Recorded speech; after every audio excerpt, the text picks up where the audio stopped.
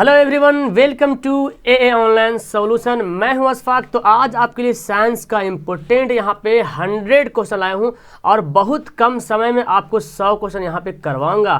तो देखना ये है कि कौन बंदा है जो 100 में 100 यानी कि 100% यहाँ पे लाएंगे। कौन बंदा या कौन बंदी, कौन बालक कौन बालिका है। तो एकदम तैयार हो जाइए फटाफट, थोड़ा सा स्पीड रहेगा है ना, ताकि जल्दी से 30 मिनट के अंदर में 20-25 मिनट में ये खत्म हो जाए। ओके, तो चलिए स्टार्ट करते हैं। ये वीडियो को शुरू से लेकर आखिर तक देखना। ओके, सबसे पहला सवाल हमारा यहाँ पे है, दंत विशेषज्ञ किस दर्पण का उपयोग मरीजों के दांतों का बड़ा प्रतिबिंब देखने के लिए करता है। दंत विशेषज्ञ कौन सा दर्पण उपयोग करता है, वो होता है अवतल दर्पण। क्या होगा इसका आंसर? बी सही आंसर होगा। अगला सवाल है, कौन सा लेंस अपसारी लेंस कहलाता है। कौन सा लेंस जो होता है अपसारी लेंस कहलाता है। अवतल उत्तल क्या होगा? अवतल लेंस को अपसारी लेंस कहते हैं। ठीक है, अवतल लेंस को जो है अपसारी लेंस कहते हैं। ओके, अगला सवाल है, पुतली के साइज को कौन नियंत्रित करता है। पुतली के साइज को कौन नियंत्रित करता है? पक्षमाभी, परितारिका, नेत्र लेंस या रेटिना। तो इसका क्या आंसर होगा? परितारिका। ठीक है, ओके। अगला सवाल देखें, किस दृष्टि दोष को अवतल और उत्तल दोनों लेंस से बने द्विफोक्सी लेंस द्वारा संशोधित किया था। मतलब कौन सा दृष्टि दोष होता है जिसमें अवतल लेंस और उत्तल लेंस दोनों का उपयोग करते हैं, और वो होता है क्या? जरा दृष्टि दोष। ठीक है, जरा दृष्टि दोष में दोनों का इस्तेमाल करते हैं, दोनों दर्पण। अगला सवाल है, एक प्रयोग में अवतल दर्पण द्वारा किसी बिंब का प्रतिबिंब एक पर्दे पर प्राप्त किया जाता है। दर्पण की फोकस दूरी को निर्धारित करने के लिए प्रयोगकर्ता को मापने की जरूरत है। ओके, तो इसका क्या आंसर होगा? दर्पण तथा पर्दे के बीच की दूरी, दर्पण तथा बिंब के बीच की दूरी, यानी कि इसका आंसर सी जो होगा वो बिल्कुल सही आंसर हो जाएगा। ठीक है, अगला सवाल देखें कि शब्दकोश के अक्षरों को पढ़ने के लिए आप किस लेंस का उपयोग करोगे। शब्दकोश के अक्षरों को पढ़ने के लिए आप किस लेंस का उपयोग करोगे? 50 सेंटीमीटर फोकस दूरी वाला उत्तल लेंस, या 50 सेंटीमीटर वाला अवतल लेंस, या 5 सेंटीमीटर वाला उत्तल लेंस। तो इसका आंसर क्या होगा? 5 सेंटीमीटर वाला दूरी वाला उत्तल लेंस। ओके, अगला सवाल है, कौन सा विद्युत विभवांतर का एसआई मात्रक है। कौन सा है जो विद्युत विभवांतर का एसआई मात्रक है? वो है वोल्ट, है ना। वोल्ट जो है विद्युत विभवांतर का एसआई मात्रक है। अगला सवाल है, लघु पथन यानी कि शॉर्ट सर्किट के समय परिपथ में विद्युत धारा का मान क्या होता है। तो शॉर्ट सर्किट जब होता है तो परिपथ में विद्युत धारा का मान बहुत ही अधिक जो है बढ़ जाता है। इसका आंसर क्या हो जाएगा? सी हो जाएगा। अगला सवाल है, पश्चिम की ओर प्रक्षेपित कोई धनावेशित कण अल्फा किसी चुंबकीय क्षेत्र द्वारा उत्तर की ओर विक्षेपित होता है, तो चुंबकीय क्षेत्र की दिशा क्या होगी? तो चुंबकीय क्षेत्र की दिशा हो जाएगी ऊपरी मुखी हो जाएगी। ठीक है, इसका आंसर जो है वो डी सही होगा, ऊपरी मुखी। ठीक है, अगला सवाल है, तांबे के तार की एक आयताकार कुंडली किसी चुंबकीय क्षेत्र में घूर्णी गति कर रही है। ठीक है, इस कुंडली में प्रेरित विद्युत धारा की दिशा में कितने परिभ्रमण के पक्षपात परिवर्तन होता है? तो वो होगा आधे। ठीक है, इसका आंसर सी होगा। ठीक है, सवाल को याद कर ले, सवाल को पढ़ ले। उम्मीद है कि आप अभी तक 10 में 10 बनाए होंगे। अगला सवाल देखें। अगला सवाल यहाँ पे है, किसी विद्युत धारावाही सीधी लंब परिनालिका के भीतर चुंबकीय क्षेत्र का मान क्या होगा। तो ऑप्शन देखिए, शून्य होता है, इसके सिरे की ओर जाने पर घटता है, इसके सिरे की ओर जाने पर बढ़ता है, या सभी बिंदु पर समान रहता है। तो किसी विद्युत धारावाहिक सीधी लंब परिनालिका के भीतर चुंबकीय क्षेत्र जो होगा इसके सिरे की ओर जाने पर घटता है। ठीक है, इसका आंसर जो होगा वो बी सही होगा। अगला सवाल देखें कि सौर कुकर के लिए कौन सा दर्पण सर्वाधिक उपयोग होता है। सौर कुकर के लिए, उसके लिए हम लोग जो है अवतल दर्पण का इस्तेमाल करते हैं। ठीक है, क्योंकि ये रोशनी को एक जगह जमा करता है, अवतल दर्पण। अगला सवाल है, चिपको आंदोलन का मुख्य उद्देश्य क्या था। तो चिपको आंदोलन का मुख्य उद्देश्य था वृक्षों के लिए। ठीक है, क्या इसका आंसर होगा? बी बिल्कुल सही आंसर हो जाएगा। अगला सवाल देखें, निम्न से किस विलयन का उपयोग दीवारों की सफेदी के लिए उपयोग किया जाता है। दीवारों की सफेदी के लिए कौन सा विलयन का उपयोग करते हैं? और वो करते हैं कैल्शियम हाइड्रोक्साइड, है ना, बूझा हुआ चूना जो होता है, पानी डाल दिया तो कैल्शियम हाइड्रोक्साइड का उपयोग करते हैं दीवारों की सफेदी करने के लिए। ओके, अगला सवाल देखें, सोडियम Na2SO4 इंटू BaSCl2, और ये जहाँ अभिक्रिया हो रहा है, ये बोलता है कौन सी अभिक्रिया है। तो देखिए, सोडियम जो है क्लोरीन से जाके मिल जाता है, और सल्फेट जो है बेरियम के साथ जाके मिल जाता है। तो ये दोनों आपस में क्या हो रहा है? विस्थापन हो रहा है। इसको बोलते हैं द्विविस्थापन। क्या बोलते हैं? द्विविस्थापन अभिक्रिया बोलेंगे। ठीक है, अगला सवाल बोलता है, कौन बूझा हुआ चूना है। बूझा हुआ चूना मतलब समझ रहे हैं, पानी डाल दें तो बूझा हुआ चूना है, मतलब CaOH2 कैल्शियम हाइड्रोक्साइड, इसको बोलते हैं बूझा हुआ चूना, और ये है बिना बूझा हुआ चूना। ठीक है, कैल्शियम हाइड्रोक्साइड, बुझा हुआ चूना। अगला सवाल है कि लवण Na2HCO3 का जलीय विलयन का पीएच मान कितना होगा? लवण जलीय विलयन का पीएच मान होगा 7 से अधिक होगा। क्या होगा? 7 से अधिक होगा। इसका आंसर बी सही होगा। अगला सवाल देखें, बॉक्साइट किस धातु का महत्वपूर्ण अयस्क है? बॉक्साइट तो आपको पता है तांबा जस्ता एल्युमिनियम, क्या होगा? एल्युमिनियम का जो महत्वपूर्ण अयस्क कौन है? बॉक्साइट। इसका आंसर क्या हो जाएगा? सी बिल्कुल सही आंसर होगा। अगला सवाल है, लोहा एवं इस्पात को जंग से सुरक्षित रखने के लिए उन पर किस धातु की पतली परत चढ़ाई जाती है? और वो चाहते हैं किसकी? जिंक की। जिंक की जस्ता करते हैं, जिंक की पतली परत चढ़ाते हैं, जिसको जस्तीकरण कहते हैं, गैल्वेनाइजेशन कहते हैं। ओके, गैल्वेनीकरण भी इसको बोलते हैं। याद रखें, आंसर इसका क्या होगा? डी होगा। अगला सवाल है जी, किस रासायनिक यौगिक को गर्म करने पर प्लास्टर ऑफ पेरिस प्राप्त होता है? प्लास्टर ऑफ पेरिस प्राप्त होता है। कौन सा रासायनिक यौगिक को गर्म करते हैं? जिप्सम को गर्म करते हैं तो प्लास्टर ऑफ पेरिस प्राप्त होता है। ठीक है। अगला सवाल है, प्रोपेनॉन उपस्थित प्रकार्यात्मक समूह कौन है? यानी कि प्रोपेनॉन में कौन सा क्रियात्मक समूह है? और वो है, देखिए ये कीटोन समूह का, नॉन एथेनॉन तो कीटोन, तो CO क्या हो जाएगा? एक बॉन्ड CO, इस तरह से कीटोन समूह का है। ठीक है। अगला सवाल है, एसिटिक अम्ल का IUPAC नाम क्या है? बहुत इंपॉर्टेंट सवाल है। एसिटिक अम्ल का IUPAC नाम क्या है? वो है एथेनोइक अम्ल। क्या है? एथेनोइक अम्ल एसिटिक अम्ल का IUPAC नाम है। ठीक है। इसका आंसर क्या होगा? ए बिल्कुल सही आंसर हो जाएगा। अगला सवाल देखिए, विद्युत अपघटनी परिष्करण में अशुद्ध धातु को बनाया जाता है। अशुद्ध धातु को एनोड कैथोड क्या बनाएंगे? तो अशुद्ध धातु को एनोड बनाते हैं। याद रखेंगे, अशुद्ध धातु को एनोड को बनाया जाता है और कैथोड को शुद्ध धातु के रूप में बनाया जाता है। तो क्या इसका आंसर होगा? इसका आंसर जो होगा ए जो होगा बिल्कुल सही आंसर होगा। अगला सवाल देखिए, अष्टक नियम किसने दिया? अष्टक नियम किसने दिया? तो आपको पता होना चाहिए कि अष्टक नियम जो न्यूलैंड्स ने जो अष्टक नियम दिया था। ठीक है। डोबेरानर जो थ्रिक नियम दिया था, मेंडलिफ ने आवर्त सारणी दिया, और हेनरी मोजले जो आधुनिक आवर्त सारणी दिया। ठीक है। चलिए अगला सवाल है, आधुनिक आवर्त सारणी के अनुसार तत्वों का गुणधर्म किस पर डिपेंड करता है? मतलब किस आधार पर जो है आधुनिक आवर्त सारणी को बनाया गया है, सजाया गया है, रचाया गया है? तो आधुनिक आवर्त सारणी जो है परमाणु संख्या का आवर्त फलन, मतलब परमाणु संख्या के आधार पे आवर्त सारणी को अरेंज किया गया है। ठीक है। और ये बोला जाएगा तो मेंडलीफ के आधार पर हो जाएगा परमाणु द्रव्यमान, मेंडलीफ। अगला सवाल है जी, कौन सा आयन लाल लिटमस पत्र को नीला करता है? तो सबसे पहले आपको ये जानना है कि लाल को नीला कौन करता है? अम्ल करता है, क्षार करता है। तो लाल को नीला जो है ना वो क्षार करता है, और क्षार जो हाइड्रोक्साइड आयन देता है, इसलिए आंसर क्या हो जाएगा? बी हो जाएगा। और नीला को लाल करता है अम्ल, इसलिए हाइड्रोजन आयन इसका हो जाएगा। ठीक है। तो बी इसका सही आंसर हो जाएगा। अगला सवाल है, पादप में जाइलम उत्तरदायी है। जाइलम का क्या काम है? पादप में, पेड़ पौधे में जाइलम का क्या काम है? तो आप बोलेंगे सर पेड़ पौधे में जाइलम का काम है, जहाँ से जाइलम मिल रहा जल का संवहन करना। ठीक है। एक फ्लोएम होता है जो क्या बोलते हैं, पोषण पदार्थों को प्रवाह करता है, तो जल का संवहन करना जाइलम का काम है। अगला है, किसे कोशिका का ऊर्जा मुद्रा के रूप में जाना जाता है? कोशिका का ऊर्जा मुद्रा के रूप में किसे जाना जाता है? और वो है ATP। कौन है? ATP जो है कोशिका का ऊर्जा मुद्रा के रूप में जाना जाता है। ठीक है। इसका आंसर बी हो जाएगा। अगला सवाल है, पत्तियों में गैसों का आदान प्रदान होता है। तो बहुत हाल का सवाल है, पत्तियों में जो गैसों का आदान प्रदान होता है वो रंध्र के द्वारा होता है। किसके द्वारा होता है? रंध्र के द्वारा होगा। इसका आंसर बी हो जाएगा। अगला सवाल है, हृदय से रुधिर को संपूर्ण शरीर में पंप किया जाता है। हृदय से रक्त को, रुधिर को संपूर्ण शरीर में जो पंप किया जाता है वो होता है अलिंदों द्वारा। किसके द्वारा होता है? अलिंदों के द्वारा होता है। याद रखिए, इसका आंसर सी होगा। अगला सवाल है, कौन सा पादप हार्मोन है जो पत्तियों को मुरझाने के लिए उत्तरदायी है? यानी कि किस हार्मोन के द्वारा जो पत्तियां मुरझा जाती है वो है एब्सिसिक अम्ल। क्या है? एब्सिसिक अम्ल। इसका आंसर जो होगा वो सी सही आंसर होगा। ठीक है। अगर आप आंसर कमेंट नहीं कर पा रहे हो तो आप अपने आप में एक जांच करो कि आप कौन सा आंसर सही बना रहे हो। ठीक है। और लास्ट में मुझे कमेंट जरूर करना कि 100 में से कितना सही हुआ। ठीक है।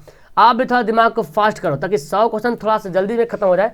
जड़ का अधोगामी वृद्धि होता है, तो जड़ किधर जाता है? नीचे जाता है, जमीन की ओर, यानी कि गुरुत्वानुवर्तन। ठीक है। तो ज़्यादा सवाल करेंगे, कम टाइम में ज़्यादा सवाल। अगला सवाल है, पोन्स मेडुला और अनुमस्तिष्क किसका हिस्सा है? तो बहुत बार सवाल पढ़ चुके हैं, और वो है पश्चिम मस्तिष्क का हिस्सा। किसका है?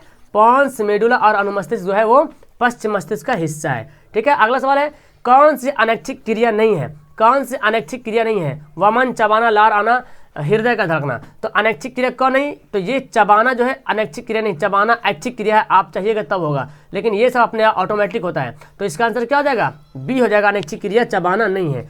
अगला है अलैंगिक जनन मुकुलन द्वारा होता है। मुकुलन के द्वारा अलैंगिक जनन किस में होता है? अमीबा में, ईस्ट में, प्लाज्मोडियम में, लिस्मानिया में। तो मुकुलन द्वारा जो अलैंगिक जनन होता है वो होता है ईस्ट में होता है, ठीक है। ईस्ट में मुकुलन जनन होता है, ठीक है, इसको याद रखें। अगला सवाल देखिए जी, 36 सवाल है, शुक्राणु का निर्माण होता है विरसन में, गर्भाशय में, अंडाशय में, सभी में। तो शुक्राणु चूंकि मेल है इसलिए विरसन में इसका निर्माण होता है, ठीक है। आंसर क्या होगा? इसका आंसर ए होगा, बी नहीं, ए होगा, ठीक है, विरसन। अगला सवाल देखिए, पुष्प का कौन सा भाग है जो फल बनाता है? बहुत इंपॉर्टेंट सवाल है कि पुष्प का कौन सा भाग है जो फल बनाता है, और आपको पता है वो अंडाशय है। जो आप फल खाते हैं ना वो अंडाशय ही जाके फल बन जाता है। तो आंसर इसका क्या हो गया? डी हो गया। अगला प्रश्न देखें, लिंग गुणसूत्र का पूर्ण जोड़ा होता है। लिंग गुणसूत्र का पूर्ण जोड़ा किसमें होता है? तो आपको पता है, देखो, पुरुष में, स्त्री में, दोनों में। तो पूर्ण जोड़ा किसमें मिलेगा? स्त्री मिलेगा, क्योंकि स्त्री में एक से जो होता है 23 जो होता है पूरा एक से होता है, और पुरुष में जो है 22 जो होता है एक से होता है, और एक 23वां जोड़ा जो होता है वो एक से वाई होता है, ठीक है। 23वां जोड़ा एक से होता है। तो बोला लिंग गुणसूत्र का पूर्ण जोड़ा, पूरा जोड़ा किसे पाया था? तो स्त्रियों में जो पूरा पाया था, लेकिन इस पुरुष में तो 22 तो एक से वाई पाया था। तो आंसर क्या हो जाएगा? इसका आंसर हो जाएगा आंसर। तो आपको याद रखना है कि स्त्री में पूरा होता है और नर में एक से वाई पाया था, ठीक है। तो इसलिए पूर्ण जोड़ा कहाँ पाया था? स्त्री में पाया था। आंसर इसका बी हो जाएगा। अगला सवाल देखो कि मानव शरीर के किसी सामान्य कोशिका में गुणसूत्रों के कितने युग्म होते हैं? युग्म होते हैं मतलब जोड़ा, कितने जोड़े होते हैं? और वो आपको पता है 23 जोड़े होते हैं। दिमाग एकदम फास्ट कीजिए और कम समय में ज़्यादा स्मार्ट स्टडी पढ़ने की कोशिश कीजिए। 23 जोड़ा होता है, ठीक है। निम्न से कौन से समूहों में केवल जैव निम्नीकरण पदार्थ है? जैव निम्नीकरण कौन सा पदार्थ है? घास, पुष्प चमड़ा, घास, लकड़ी, घास, फसलों के छिलके, केक, रबर, केक, लकड़ी, घास। ओके, तो इसका जो आंसर हो जाएगा केक, लकड़ी, घास, ठीक है। ये हो जाएगा इसका 40 का डी आंसर हो जाएगा, ठीक है। अगला सवाल देखें, निम्न से किस लेंस की फोकस दूरी धनात्मक होती है? किस लेंस की फोकस दूरी धनात्मक? जैसे ही सवाल पढ़ें और आपके माइंड में डायरेक्ट आंसर होना चाहिए बिना ऑप्शन को देखे हुए, उसके बाद ऑप्शन देखिए आप टिक आउट करिए। तो उत्तल लेंस की फोकस दूरी धनात्मक होती है और अवतल लेंस की फोकस दूरी ऋणात्मक होती है। अगला सवाल है कि सामान्य नेत्र के लिए दूर बिंदु कितना होता है? सामान्य नेत्र के लिए दूर बिंदु कितना होता है? जब आंख समान है तब दूर अनंत तक देख सकते हैं, है ना। इंटरलेस जहां तक चाहे तो वहां तक देख सकते हैं। इसका आंसर क्या हो जाएगा? डी हो जाएगा। अगला 43 सवाल है, टिंडल प्रभाव प्रकाश की कौन सी परिघटना को प्रदर्शित करता है? टिंडल प्रभाव जो है प्रकाश की कौन सी घटना को प्रदर्शित करता है? तो हो जाएगा प्रकाश का परिकिरणन। क्या हो जाएगा? प्रकाश का परिकिरणन को प्रदर्शित करता है। अगला सवाल है, समजात अंगों का उदाहरण है। हमारा हाथ और कुत्ते का अग्रपाद, हमारे हाथ और हाथी की दांत, आलू और घास।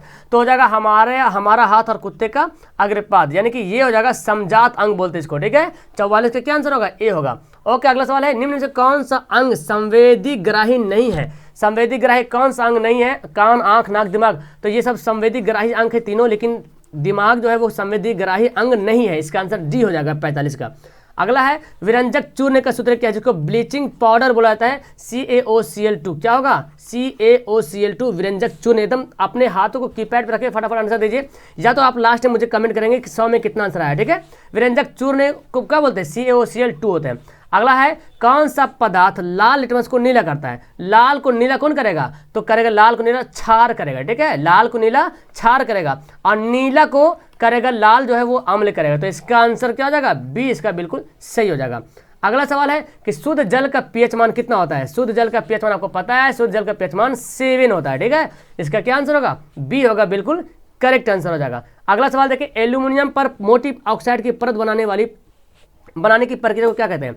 एल्युमिनियम पर मोटी ऑक्साइड की परत बनाने की प्रक्रिया को क्या कहते हैं? तो एल्युमिनियम पर मोटी परत बनाने की प्रक्रिया को एनोडीकरण कहते हैं। क्या कहेंगे? एनोडीकरण। अगला सवाल है, खाद्य पदार्थों के डिब्बों पर जिंक के बजाय टिन का लेप लगाते हैं। क्यों? जो खाने वाला पदार्थ होता है, जो डिब्बा होता है जिसमें पैक सामान मिलता है, उसमें टिन का लेप लगाते हैं, जिंक का नहीं, क्योंकि टिन जो है जिंक से अधिक अभिक्रियाशील होता है, ठीक। टिन की अपेक्षा जिंक अधिक अभिक्रियाशील होता है। मतलब जिंक जो है ज़्यादा अभिक्रियाशील है टिन से, इसीलिए कम अभिक्रियाशील को ही हम लेपित करते हैं, नहीं तो फिर अनाज को खराब, जो मेरा खाद्य पदार्थ होगा उसको खराब कर देगा।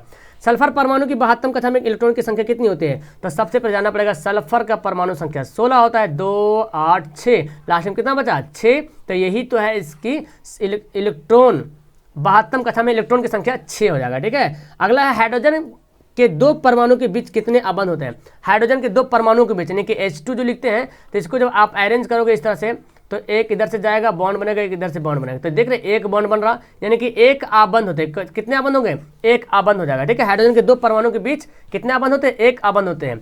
चलिए अगला सवाल है, निम्न से कौन सा यौगिक ईंधन के रूप में इस्तेमाल किया था? कौन सा यौगिक है जिसको ईंधन के रूप में इस्तेमाल करते हैं? प्रोपेनॉल, इथेनॉल, इथेनोइक अम्ल या सभी? ओके, तो इसका आंसर एथेनॉल हो जाएगा। क्या हो जाएगा? एथेनॉल, जिसको ईंधन के रूप में इस्तेमाल किया जाता है। अगला सवाल है, कौन सा असंतृप्त हाइड्रोकार्बन है? असंतृप्त, जिसको एल्कीन और एल्काइन ग्रुप में आना चाहिए, ठीक है, उसको बोलते हैं असंतृप्त। तो ये जो है एल्केन है, सॉरी ये मिथेन है, मिथेन जिसको एल्केन समूह को बोलते हैं, संतृप्त। और ये क्या है? एथेन है, ये भी संतृप्त है। ये क्या है? C2, ये एथीन है। क्या है? एथीन है। यही है हमारा असंतृप्त हाइड्रोकार्बन। तो आंसर क्या हो जाएगा? C हो जाएगा। अगला सवाल, कौन सा कार्बन यौगिक सबसे अधिक अभिक्रियाशील है? कौन सा कार्बनिक यौगिक है जो सबसे अधिक अभिक्रियाशील? और वो है CH4। क्या है? CH4 है, मीथेन, जिसको गोबर गैस भी बोला जाता है, ठीक है, मीथेन। अगला सवाल है जी, आधुनिक आवर्त सारणी में समूहों की संख्या कितनी है? समूह किसको बोलते हैं? ये जो ऐसे ग्रुप रहता है, ऐसे जो खड़ा खड़ा, उसको बोलते हैं समूह, यानी कि 18 समूह होता है, ठीक है। ओके, आंसर हमारा रेडी हो गया। अगला सवाल है कि कवक में पोषण की कौन सी विधि पाई जाती है? मृतजीवी, समभोजी, स्वपोषी। तो कवक जो होता है वो मृतजीवी पोषण करता है। आपको याद होना चाहिए कि कवक जो होता है कौन सा पोषण करता है? मृतजीवी पोषण करता है। पित्तरस कहाँ स्रावित होता है? मतलब कहाँ बनता है? पित्तरस कहाँ से स्रावित होता है? पित्तरस जो है यकृत से स्रावित होता है, जिसको लीवर कहते हैं, ठीक है, लीवर से। पित्तरस कहाँ से स्रावित होता है? तो पित्तरस जो है यकृत से स्रावित होता है। अगला सवाल है, मानव हृदय में कोष्ठों की कितनी संख्या है? तो आपको पता है मानव हृदय में कोष्ठों की 4 संख्या है। इसका आंसर क्या हो जाएगा? C हो जाएगा, बिल्कुल करेक्ट आंसर हो जाएगा। अगला सवाल है, नर का पुष्प का नर जननांग कहलाता है। तो पुष्प का नर जननांग क्या कहते हैं? पुंकेसर, जयांग, पंखुड़ी। तो क्या हो जाएगा? पुंकेसर है ना, पुंकेसर यहाँ पे सही आंसर हो जाएगा। पुंकेसर जो है नर का जनन अंग होगा, स्त्री केसर होता है जो मादा का होता है। अगला है, निम्न से कौन मलेरिया परजीवी है? मलेरिया परजीवी नहीं कि इसके द्वारा किसके कारण जो है मलेरिया होता है? तो प्लाज्मोडियम, लिस्मानिया, प्रोटोजोआ। तो प्लाज्मोडियम से होता है मलेरिया, ठीक है, प्लाज्मोडियम इसका बिल्कुल सही आंसर हो जाएगा। अगला है, कौन पुनरुद्ध भवन का उदाहरण है? पुनरुद्ध भवन का उदाहरण कौन है? Hydra, amoeba, spirogyra. तो क्या आंसर होगा? पुनरुद्ध भवन का उदाहरण है हाइड्रा, ठीक है, याद रखेंगे, ठीक है, हाइड्रा जो है पुनरुद्ध भवन का उदाहरण है। अगला 63 सवाल है, कौन अंतःस्रावी और बाह्यस्रावी ग्रंथि जैसा कार्य नहीं करता है? ओके, तो एक्चुअली यहाँ पे नहीं होगा, ठीक है, ये नहीं होगा।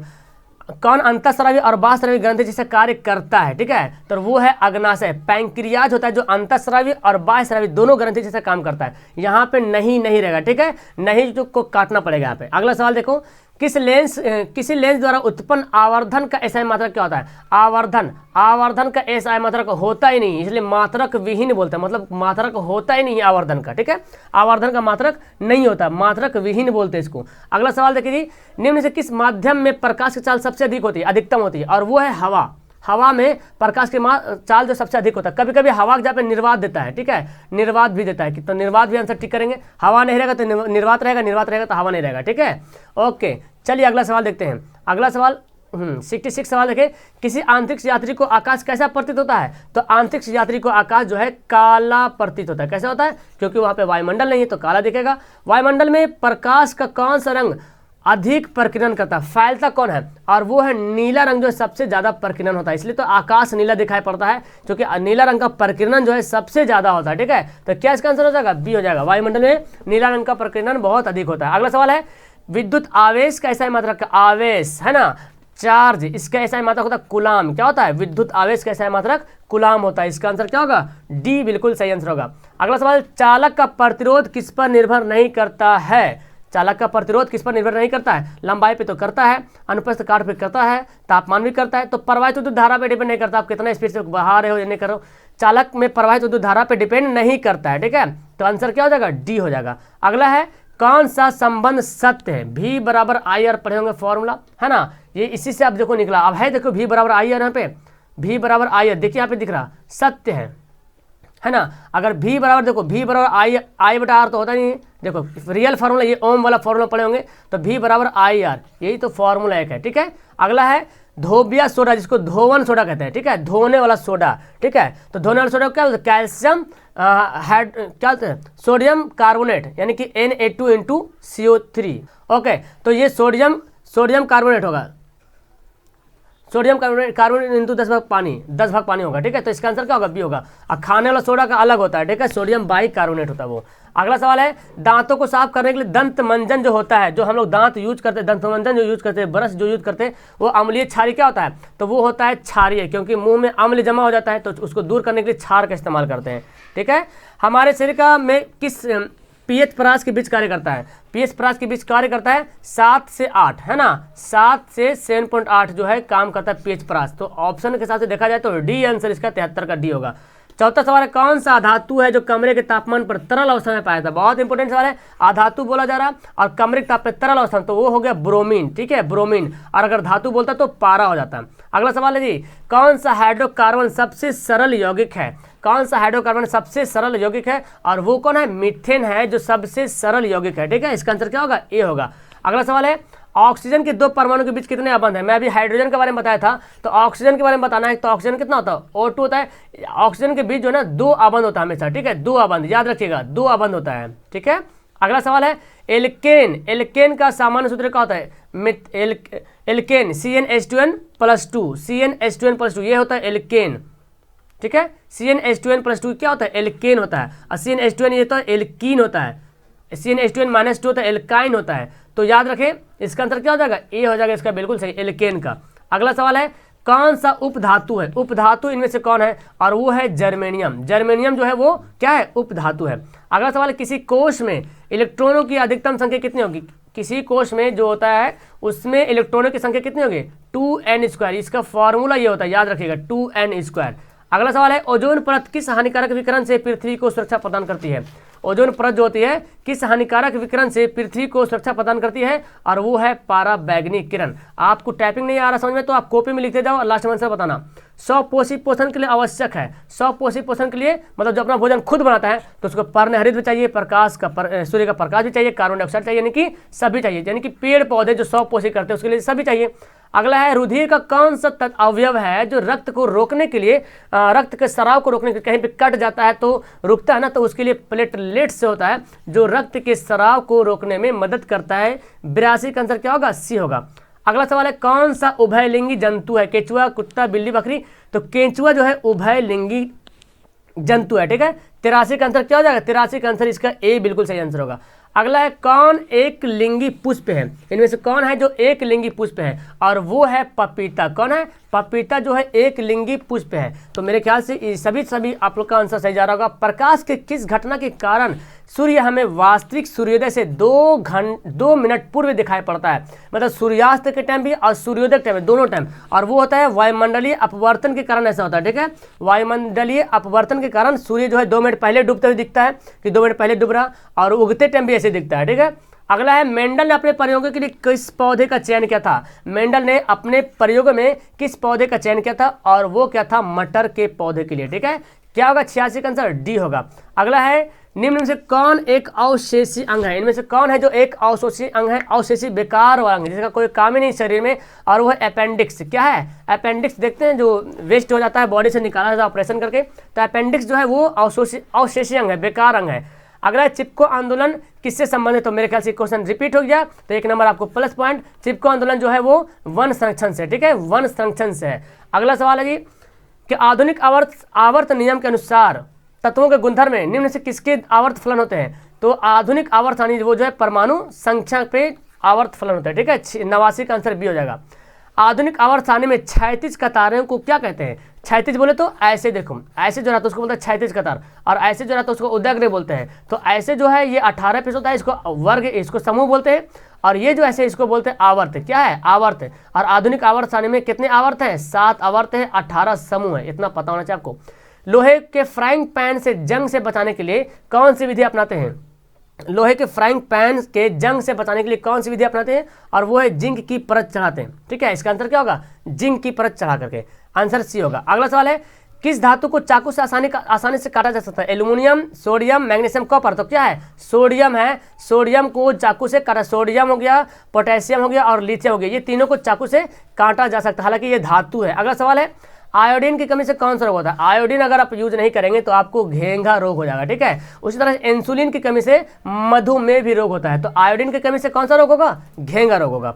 अगला सवाल है, मधुमक्खी का डंक का एक अम्ल छोड़ता है। जब आप मधुमक्खी हो गया या बिच्छू जब डंक मारता है तो एक अम्ल निकलता है जिससे के कारण दर्द जलन बहुत खतरनाक होता है, वो कौन सा होता है?